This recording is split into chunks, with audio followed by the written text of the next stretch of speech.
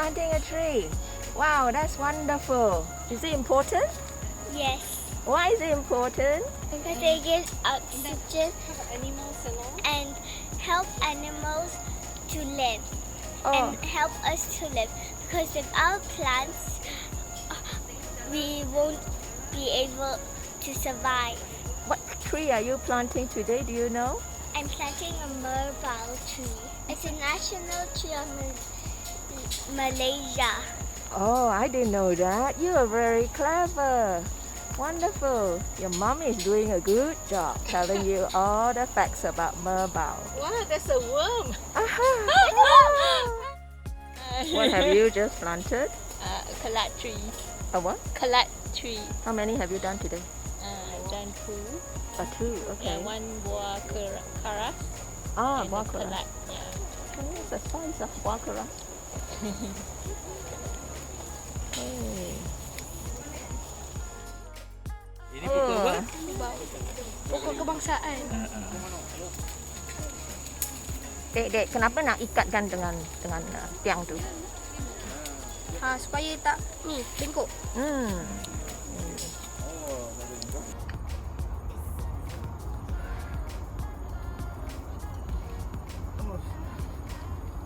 Okay. Hi Wei-Ling, welcome to MNS photo group Naturegrapher. Wei-Ling, can you just introduce yourself? What do you do in MNS? Sure, thank you. I'm actually part of the Flora group, Flora SIG, which is a special interest group here. And my personal interest has actually been in the Bukit Persekutuan urban community forest. And really looking at trying to preserve it and also gazette it as really a green lung as well as a heritage site. At the urban community forest, there are actually 5 trails that we have again, as today, which is the 23rd of April. The trails are all open, to members of public to actually come and view them. The 5 trails are really heritage endangered, which are actually just behind the MNS HQ in Jalan Kelantan.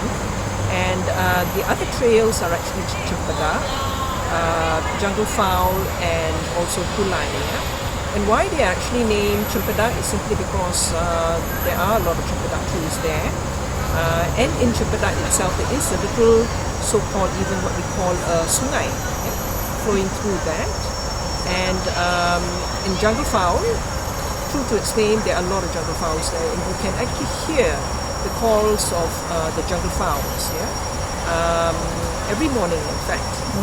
So, and that has actually just been opened. So why this is actually important is because MNS actually did a study, really a scientific so-called study about 4 years ago, involving various SIGs or special interest groups that included flora, the bird group, the fauna, the herb group, and so on. And in that study, which has actually been published and supported by Think City, funded by Think City and supported by BirdLife International as well as MNS itself, found various, quite a number of, I think about 40 to 50 species of birds. And flora, we have actually got some very interesting flora, such as the liana, which is actually a host for the rafflesia. And we've also got a critically endangered diptera, which is actually a part of the Shorea family here. So, it is actually rich, so to speak. And so we would like to appeal to members of public to come and walk on these trails, enjoy nature in the very heart of Kuala Lumpur. Right, and it's really, really the heart of Kuala Lumpur, just off the Museum Negara. Yes. As far as I know, I've been hearing things about the land here that may be acquired, or what's the effort being put in to try to preserve the flora and fauna here? Okay, Bukit Persekutuan actually encompasses about 70 over hectares, right? And it actually borders into Bangsa. And a good size of Bangsa, which is actually part of Bukit, which is the Institute Kesihatan, has been already acquired by Persekutuan. And they are in the process of actually developing that area. Yeah. But there is actually a lot, which is actually just closer to, which is called Lot Travers. It's part of Jalan Travers, Right. considered Jalan Travers, but it is actually in Jalan Negeri Sembilan, which we understand also has already been acquired by Persekutuan. I see. 50 acres, if I'm not mistaken. And what they're actually planning to do is to develop mixed development. This is my understanding. Yeah. So where MNS is actually concerned, this is actually MNS from a voluntary as well as from the secretary perspective. We have already registered officially our support bantahan. Yeah. And that started actually with the Kuala Lumpur Structural Plan, draft 2014. Back in April, where together with a coalition of another 11 CBOs and NGOs, we put in our bantahan. And it was actually a very factual, technically based bantahan. And we are also very fortunate to actually have Menteri Saleh Muhammad Noor, who was actually the ex-DG as well as the previous and chairman, who's today senior advisor of MNS, to actually head up this effort also. So Country, together with John Khor, Madam Pasupati, Jaraj of Selangor branch, the chairperson as well as myself, together with Balu Karamal, we actually presented our case to the BKL officially. I think back in about July last year. And then post that, MNS HQ actually also presented its bantahan for the lot 9434, if I'm not mistaken. And again, it was actually based on a very factual account that Bukit Persekutuan is just not suitable for a mixed development because of various reasons. One of which is we have actually got a so-called underground so-called sungai which actually runs through Jalan Abdullah. That's one, and even the roads itself are just too narrow for that. And having actually said that, just about a kilometre away, you've actually got KL Central and you've got Mid City, and all of it is, there's just huge development there. And my understanding is, a lot of it is actually vacant. So why another mixed development? And especially in this part where it's so rich in flora and fauna and as well as our history. So we actually submitted a second bantahan. And we were also, as headed by Menteri Saleh, presented our case to DBKL, and this was actually the first virtual support bantahan that DBKL actually held. And we actually presented also our case, whereby this UCF, the Persekutuan, can actually be part of, an ecotourism belt, because it's actually just adjacent to Taman Botany. The next so-called parallel that we looked at is that it can be actually turned into another Hyde Park or Central Park. But having actually said that, my take is that this UCF is even better because Central Park and Hyde Park are man-made. Because this is actually a secondary jungle in regrowth, and as Balu Karamal, the head of conservation, has actually pointed out, we are actively planting primary species, which are like merbau and even durian. Yeah. Why durian is because we want to actually attract birds. So we are really enriching this forest, so to speak. And it can very well be turned into an educational park, Yeah. right? And MNS has actually got all that support. So that was actually really the second support bantahan. And then post that, BDKL invited MNS as part of focus group Yes.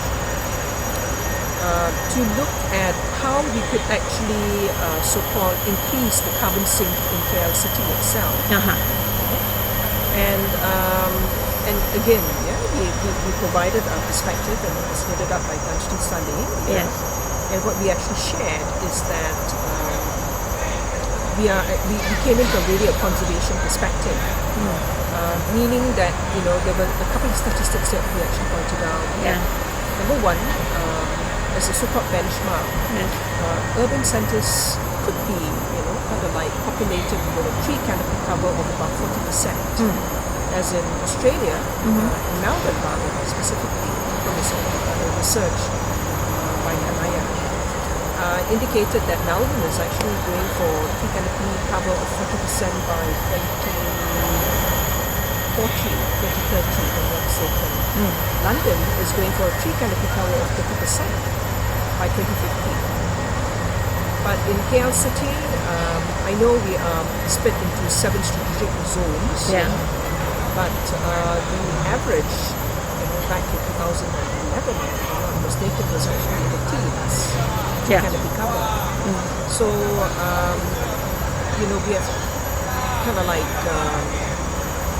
also offered MNS's so-called services to actually help BDKL to look into a very low-cost way Yes. of actually increasing carbon carbon sink in the city, and it's got multiple benefits. Right. Not only does it actually help with actually the carbon support situation, but it also can help at least in this area where UCF is actually concerned to redress and mitigate floods. Right? Yes. And what we actually propose to BDKL is to actually look at this UCF at Persekutuan as a model UCF, because simply because of its number one is the secondary forest reserve in the growth. Yeah. Not only that, we are also enriching this piece of greenland. Yeah. Right? And it's also because of the study that we have actually done. MNS has actually done in the 4 years. It's not only rich in flora and fauna, but also in bird life.